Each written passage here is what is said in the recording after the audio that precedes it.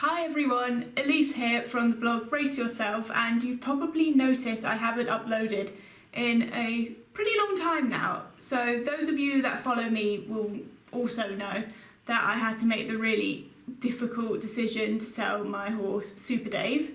I don't really want to talk about it much here anyway, and I'll probably post more about it when I feel ready, because it was a really hard decision. But I wanted to talk about what I've been up to recently. So have you ever seen that meme that goes around every now and then that says, "Life is too short, buy the damn horse"? Well, life is too short, and I have bought the damn horse. You've probably also noticed that I have an ever so slight obsession with miniature American horses. So, not Shetlands, not Falabellas, miniature American horses. You've got to get that right, they're totally different.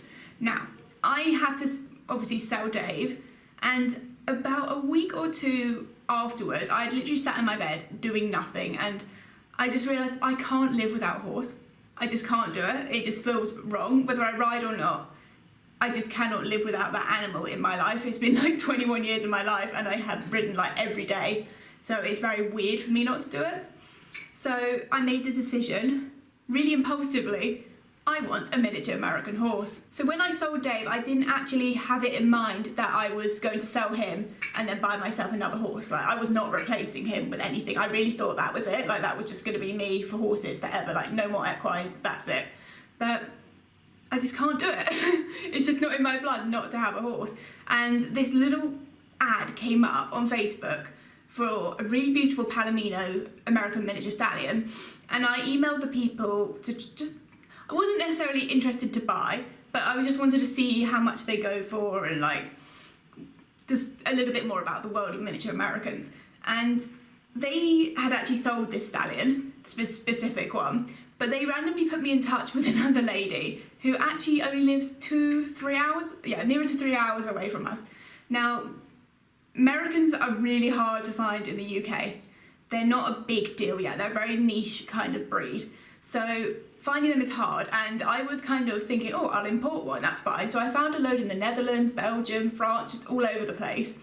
But it makes me nervous not seeing a horse before buying it. I know it's different because you're not riding said horse anymore because it's so tiny, but it's still, I like to know what I'm getting into before spending the money. So a lady contacted me through Facebook, who was a friend for the other one I got put in touch with, and she said, I may have this tiny little Palomino Pinto filly for sale. And I took one look and was like, I need it. No doubt about it. This is mine, my filly.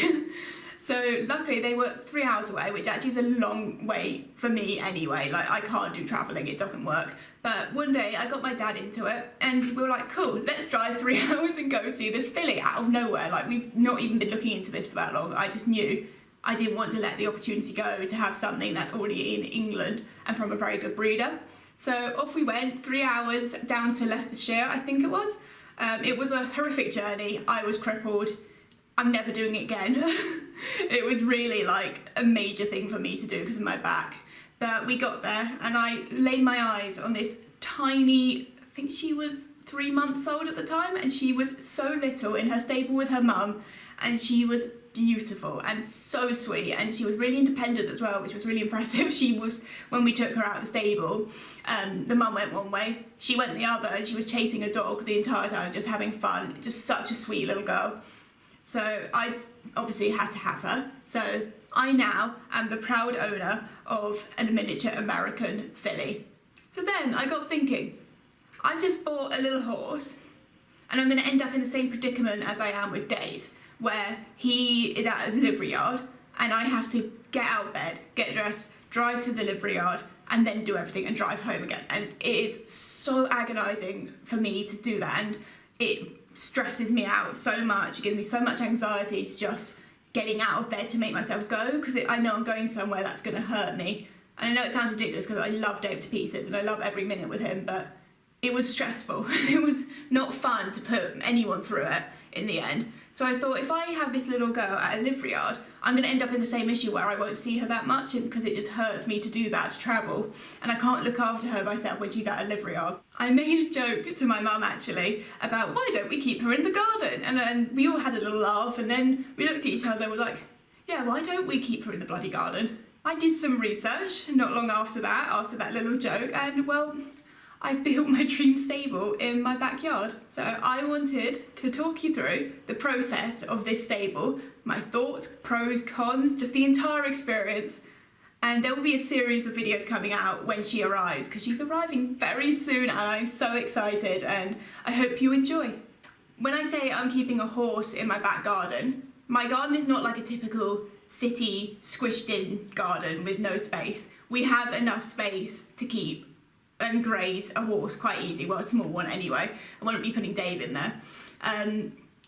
But our garden is also on 2 levels, so we have steps. I'll show you, like, these videos will be playing over as I'm speaking.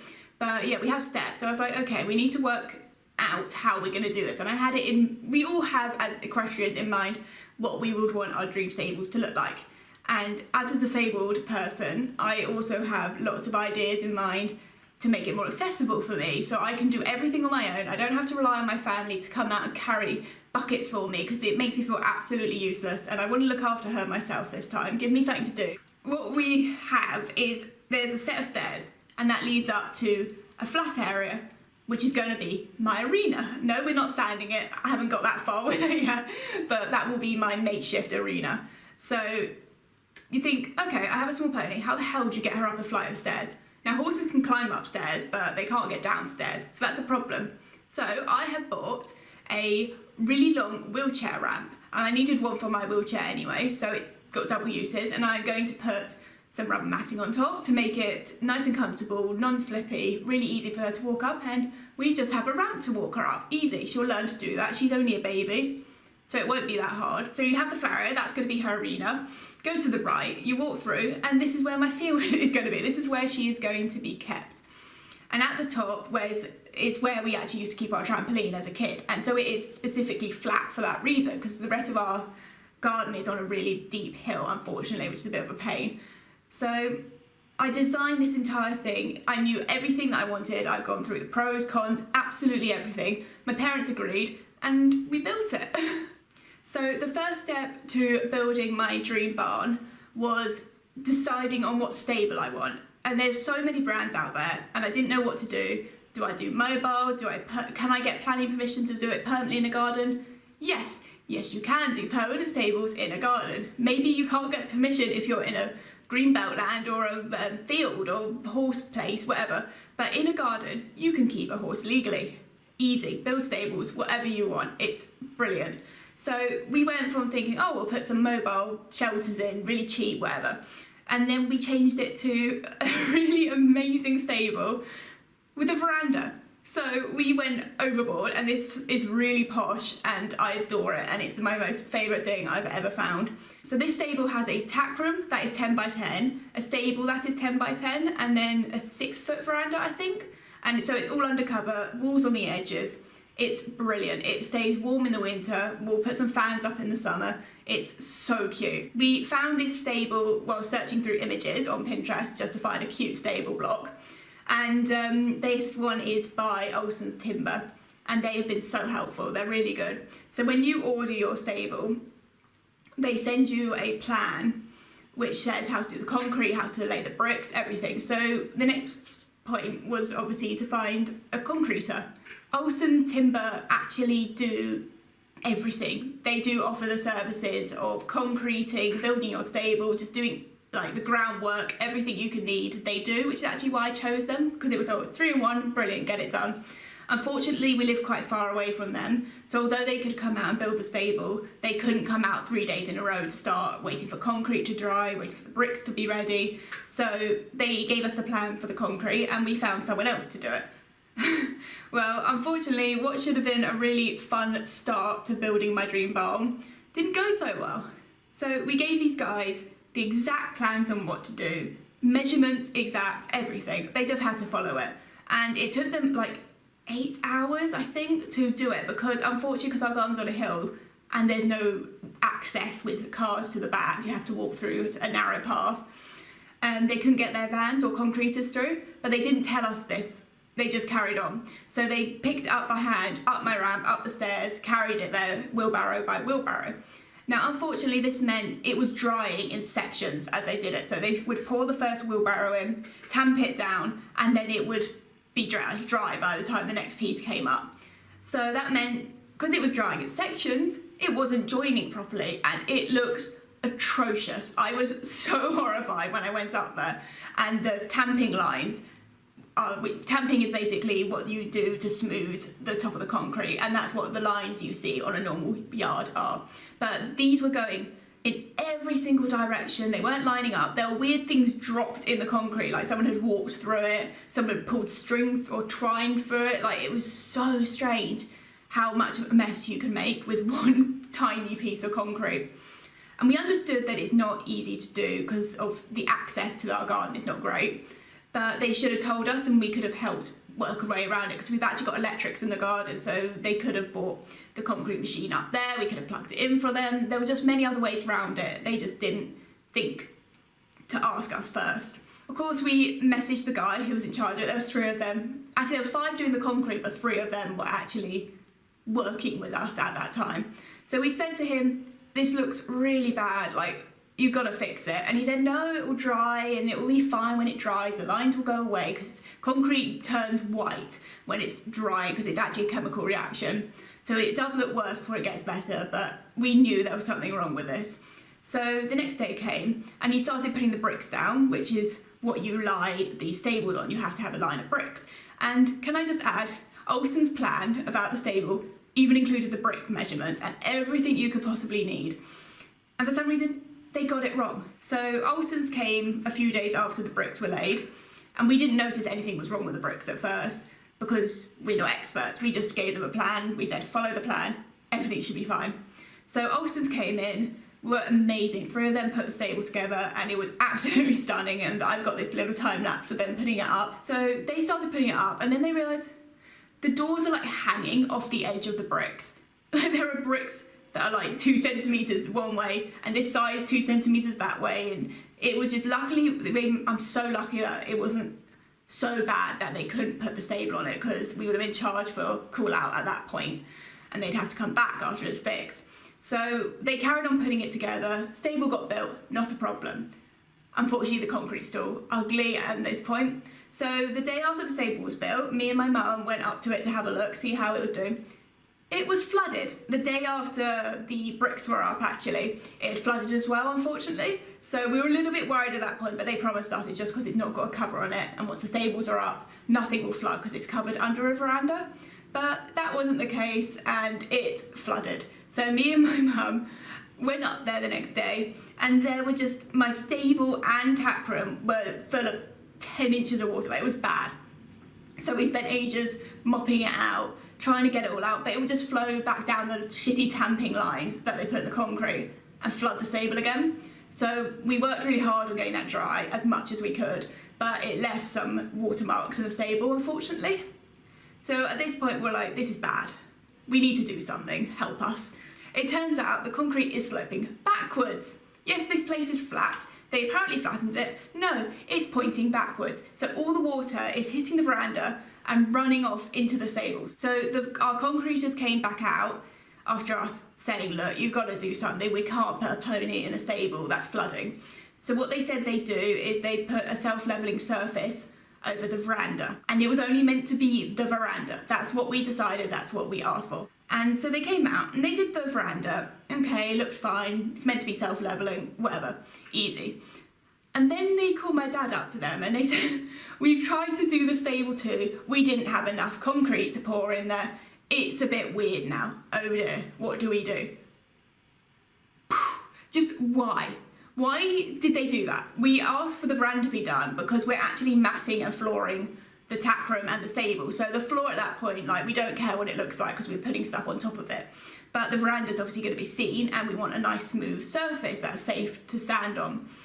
So they made my stable worse. So now it actually kind of, it's like a well almost. It goes like this because they ran out of self-levelling surface. So it's very, very thin. It's like thick at the front, thin at the back. It's just all over the place. And it's not self-levelling like they said. There's weird marks where it doesn't join up all over the place.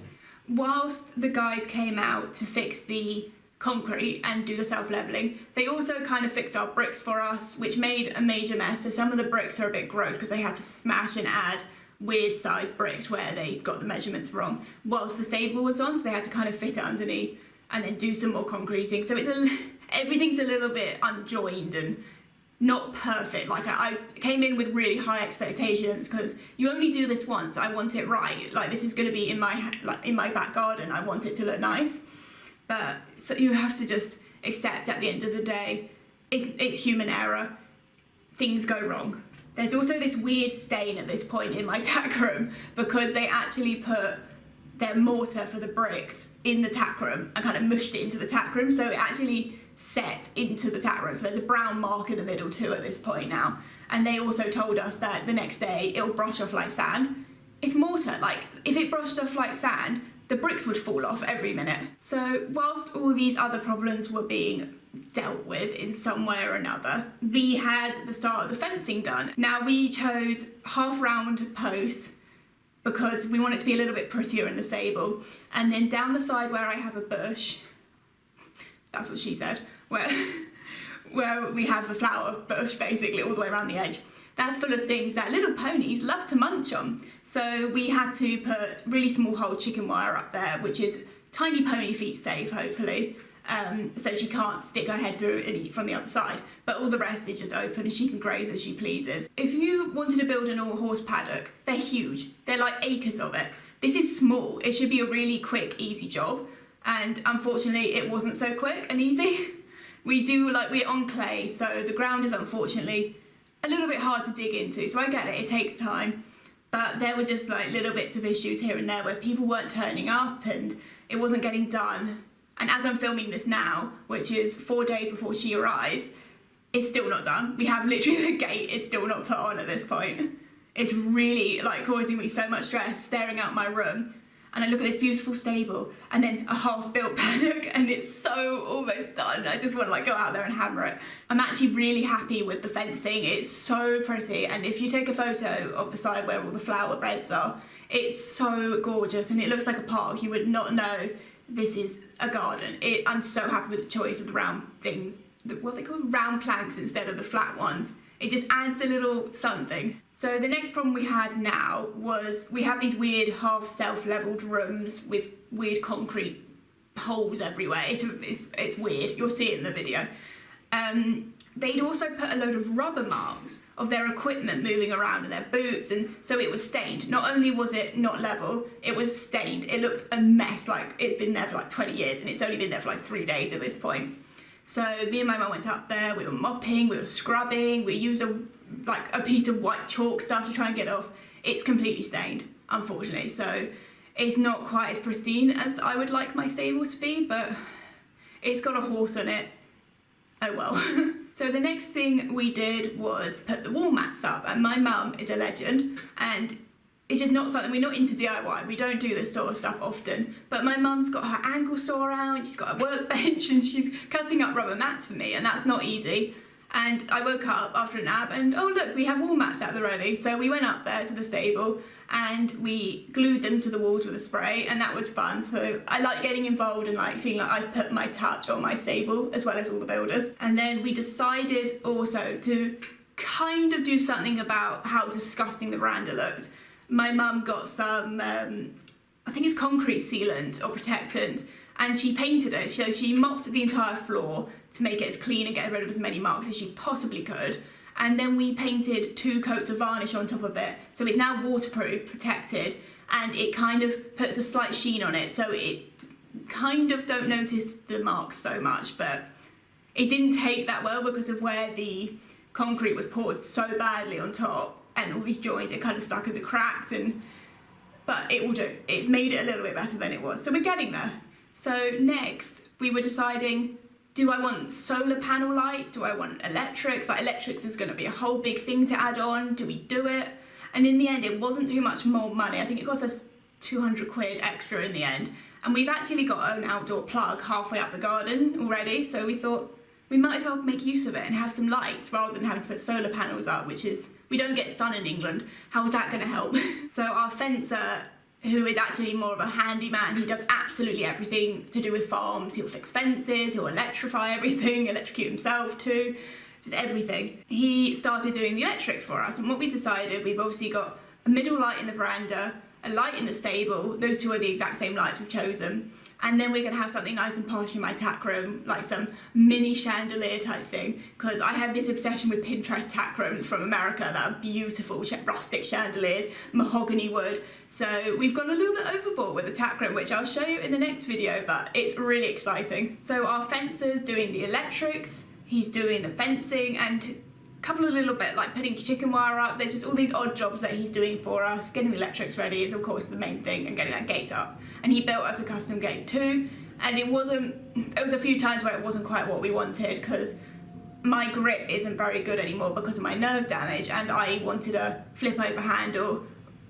with a big handly thing on it so I can use it myself without hurting anything.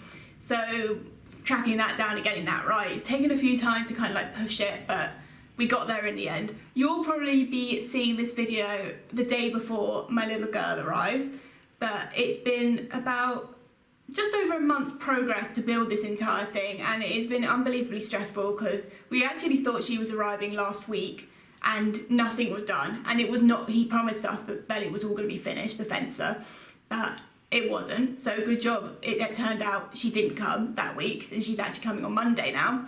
So we're still barely finished in time, and we have a lot to do, like cleaning the stable out, getting rid of, because the MDF creates a lot of dust, and we need to wipe the entire building down before setting her bed up and everything.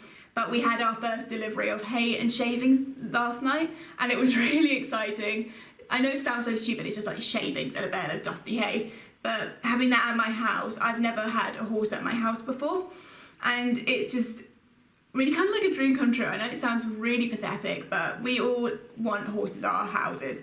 I can literally look out my back window from my room and I can see her, and I can see her running around, and it's gonna hopefully be very good for physically and mentally for me, because she will be trained as a therapy pony with me as well, and she'll go and do hospital visits and have lots of fun, go lots of walks, and we're hoping to get an accessible horse box van conversion made for me, so I can take her out to the park for like 5 minutes, and just, it will hopefully get me out the house more than I am now, because at the moment I am practically bedbound, and I have been for many years now.